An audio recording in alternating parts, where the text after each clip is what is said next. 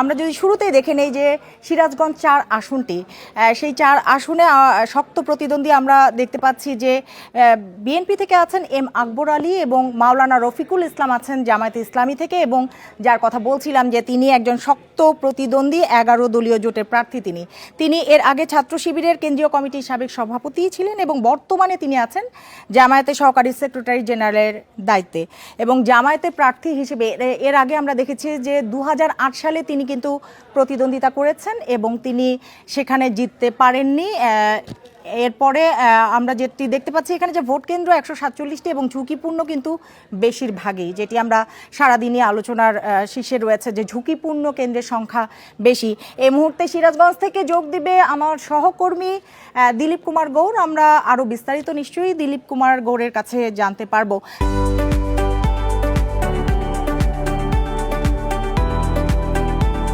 দিলীপ, এখন পর্যন্ত যদি আপনার কাছে জানতে চাই যে পরিবেশ কেমন, কেন্দ্রে কেন্দ্রে ব্যালট বাক্স সহ 31টি যে উপকরণ রয়েছে সেগুলি পৌঁছেছে কিনা, এবং এই যে রফিকুল ইসলাম বলা হচ্ছে জামায়াতের শক্ত প্রতিদ্বন্দ্বী, আসলে মাঠের বাস্তবতা কি?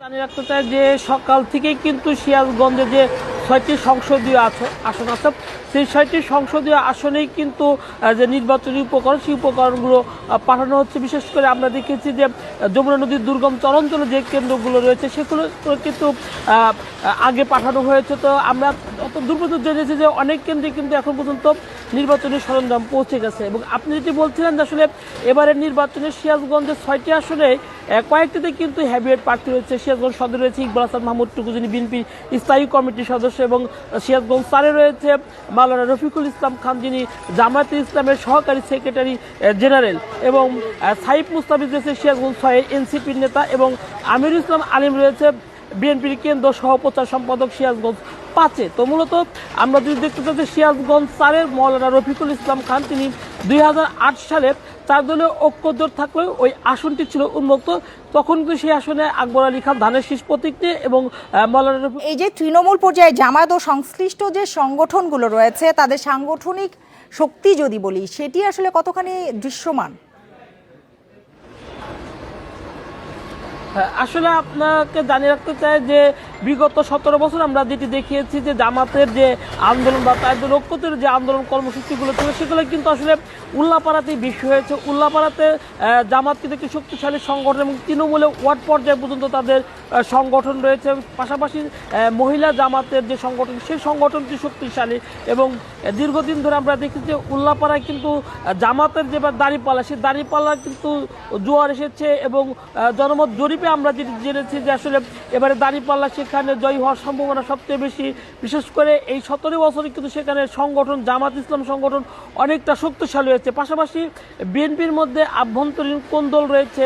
বিএনপির এখন ওইখানে কিন্তু কোনো কমিটি নেই বর্তমানে, নির্বাচন পরিচালনা কমিটি দিয়ে আসলে বিএনপির সেখানে নির্বাচন পরিচালনা করা হচ্ছে, যে কারণে সব দিক দিয়ে একদিকে বিএনপির আভ্যন্তরীণ কোন্দল, অন্যদিকে কিন্তু জামাতের শক্তিশালী যে সংগঠন রয়েছে, যে কারণে এখানে কিন্তু মাওলানা রফিকুল ইসলাম খান শক্ত প্রতিদ্বন্দ্বিতা করবেন। এবং এখানে যিনি আছেন বিএনপি থেকে, তিনিও কিন্তু 2বারের সংসদ সদস্য নির্বাচিত হয়েছেন। বর্ষিয়ার নেতা, বয়সের ভারে কিন্তু আসলে তিনি অনেক ভারী, যে কারণে নির্বাচনের মাঠে কিন্তু তিনি খুব কম উপস্থিতি ছিলেন।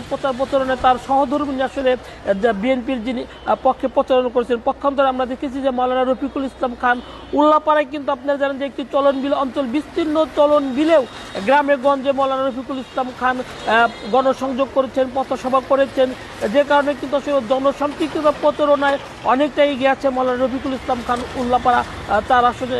পাশাপাশি জামাতের যে সাংগঠনিক শক্তি, সে শক্তি সেখানে অনেক শক্তিশালী, যে কারণে সব দিক মিলে সেখানে একটি ভালো পজিশনে আছে মাওলানা রফিকুল ইসলাম খান। দিলীপ কুমার গৌর, আপনাকে অনেক ধন্যবাদ আমাদের সাথে যোগ দেওয়ার জন্য।